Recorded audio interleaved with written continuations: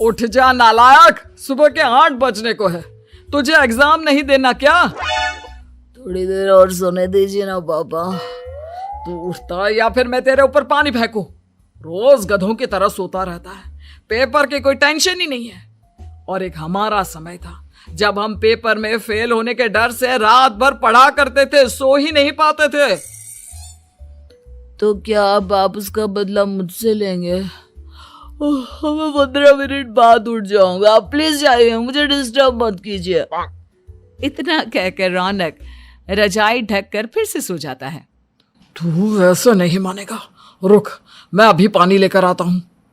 बस फिर क्या था, इतना कहकर वो भागते हुए बाथरूम में जाते हैं और पानी की एक बड़ी सी बाल्टी लाकर रौनक के ऊपर फेंक देते हैं। पानी पड़ते ही रौनक झट से उठ जाता है। ये आपने क्या किया पापा? अब तू उठेगा नहीं तो यही करना पड़ेगा ना। वैसे थैंक्स डैड, आपके कारण ना अब मुझे नहाने की भी जरूरत नहीं पड़ेगी। चलिए अब आप माँ से बोलकर मेरे कपड़े निकलवा दीजिए, तब तक मैं ब्रश कर लेता हूँ।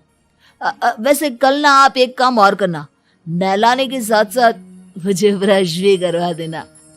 ये ब्रश करने में ना मुझे बहुत आलस आता है। रौनक की बातों से अरविंद का मुंह खुला का खुला रह जाता है। वो अपनी पत्नी कमला के पास जाता है और रौनक की हरकतों के बारे में बताता है, जिसे सुन उसकी पत्नी हंसने लगती है। तुम अपने बेटे को समझाने के बजाय हंस रही हो।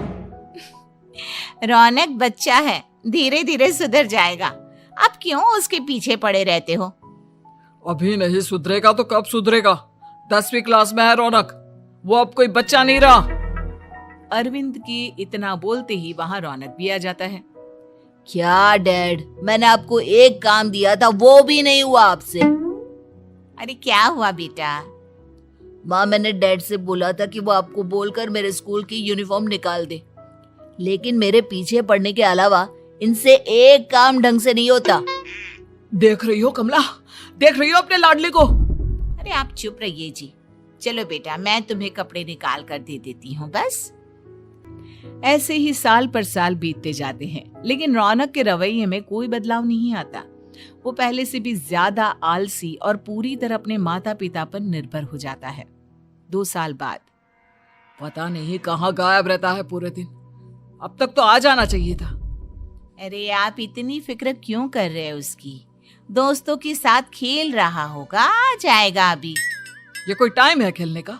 10 बजने वाले हैं, इतनी रात में कौन खेलता है? कमला कुछ कहती उससे पहले ही रौनक वहां आ जाता है। मम्मी जल्दी से खाना लगा दो, बहुत भूख लग रही है। तुम्हें तब तक खाना नहीं मिलेगा जब तक तुम बता नहीं देते कि इतनी रात गए कहां से आ रहे हो। ओ प्लीज डैड, अब आप एसी पे प्रद्युमन बनकर मेरे सर पर बंदूक लेकर मत बैठ जाना। अपनी फालतू की बकवास बंद कर और बता कहां से आ रहा है। माँ अब समझाइए ना डैड को। बता देना बेटा, इनको भी तसल्ली हो जाएगी। आप बोल रही हैं तो बता देता हूँ, मैं दोस्तों के साथ मूवी देखने गया था, इसलिए देर हो गई। तो इन सब चीजों में मेरे पैसे उड़ाता है? कभी 1 रुपया कमाने के बारे में सोचा है तूने? जब देखो हवा की तरह पैसे उड़ाता रहता है। माँ अब आप इन्हें चुप करा दीजिए, वरना ना मुझे गुस्सा आ जाएगा। अच्छा क्या कर लेगा? बता ना, क्या कर लेगा तू? वैसे बात तो ठीक ही है, मैं कर ही क्या सकता हूँ। पैसे तो फिर भी मैं आपसे ही मांगूंगा ना। चलिए अब ये सब बात छोड़िए और मम्मी मेरे लिए खाना लगा दीजिए। अभी लगा देती हूँ बेटा। मैं बता रहा हूँ कमला, एक दिन ये ऐसे ही बिगड़ जाएगा। ओफो, आप क्यों इतना पीछे पड़े रहते हो मेरे बच्चे के? बात की बाद में देखेंगे, अभी आप शांति से उसे खाना खाने देंगे। अगले दिन, डैडी मुझे 10,000 रुपए चाहिए। हाँ? अब इतने पैसे क्यों चाहिए तुझे? डैड आप बिना सवाल किए कभी पैसे नहीं दे सकते क्या? जब तक तू बताएगा नहीं तुझे पैसे भी नहीं मिलेंगे। अरे अब आप अपने बेटे को पैसे भी नहीं दे सकते? नालायक, तेरी उम्र के लोग नौकरी करते हैं और एक तू है जो नौकरी करने का नाम ही नहीं लेता कभी। आप लोगों के होते हुए भला मैं नौकरी क्यों करूं? अरे हम कब तक पैसे देंगे तुझे? तुझे भी तो अपने पैरों पर खड़ा होना होगा ना। कौन सा उधार के पैरों पर खड़ा हूं? अपने ही तो पैरों पर खड़ा हूं मैं। इसी तरह रौनक दिन प्रतिदिन लापरवाह होता जाता है। उसकी लापरवाही को देखते हुए अरविंद और कमला अपने बेटे की शादी कराने का फैसला लेते हैं और 1 महीने के अंदर अंदर ही रौनक की शादी मेघा नाम की लड़की से करा देते हैं। शादी के कुछ दिन बाद, रौनक, मुझे एक अच्छी सी साड़ी चाहिए, आप ला दोगे ना? हाँ, क्यों नहीं। कितने तक की आती है साड़ी? यही करीब 5,000 तक की। तुम चिंता मत करो, मैं आज ही डैडी से पैसे मांगकर तुम्हारे लिए साड़ी ले आऊंगा। आप कब तक ऐसे ही अपने पापा से पैसे मांगते रहेंगे? कोई अच्छी सी नौकरी क्यों नहीं कर लेते आप? अरे डैड के होते हुए मुझे नौकरी करने की जरूरत ही क्या है? पर आप ऐसे कब तक उनसे पैसे मांगते रहेंगे? कुछ आपको अपने दम पर भी तो करना होगा ना। अब तुम भी बाकी लोगों की तरह मुझे ज्ञान देना शुरू मत कर देना। साड़ी चाहिए ना तुम्हें, मिल जाएगी बस।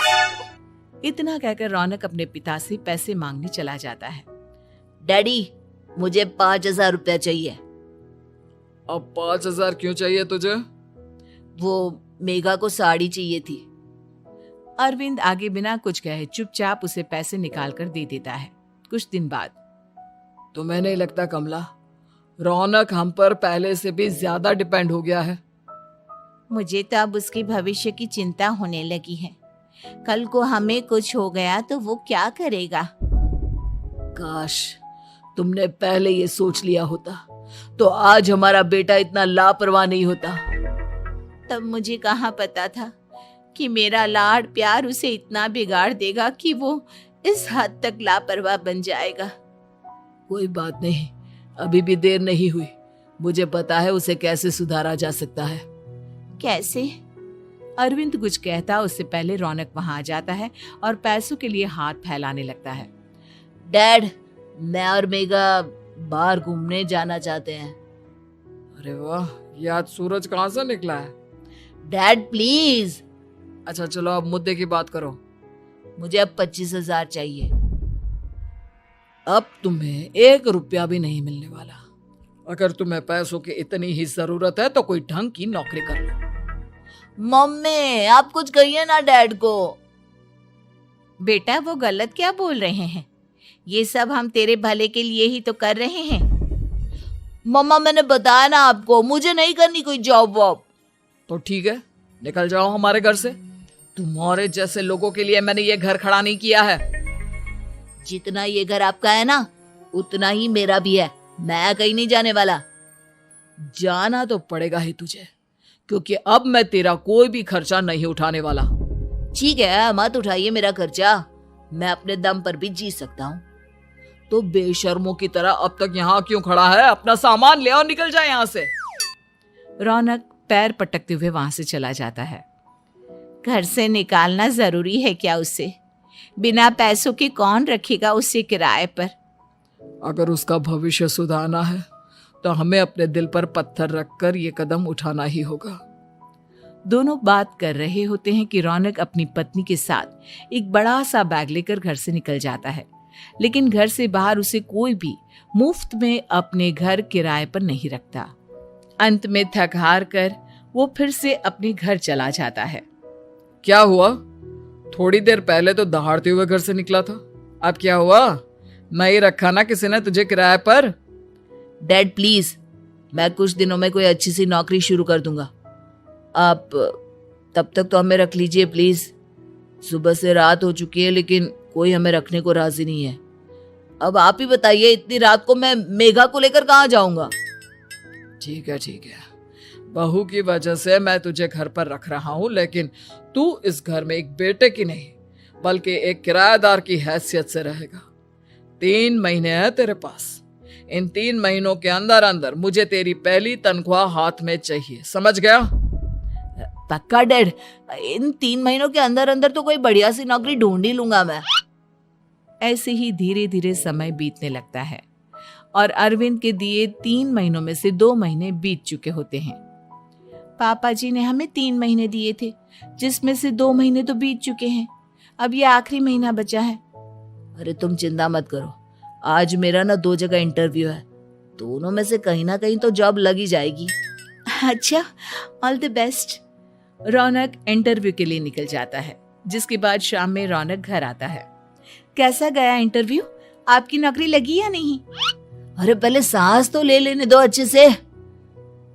बताइए ना, मुझसे तो जरा भी इंतजार नहीं हो रहा है। वो दरअसल बात यह है कि मेरी नौकरी तो लग चुकी है, लेकिन पैसे बहुत कम है। कितने पैसे हैं? 15,000। इतने में अरविंद और कमला मिठाई का डिब्बा लेकर आ जाते हैं। बधाई हो बेटा।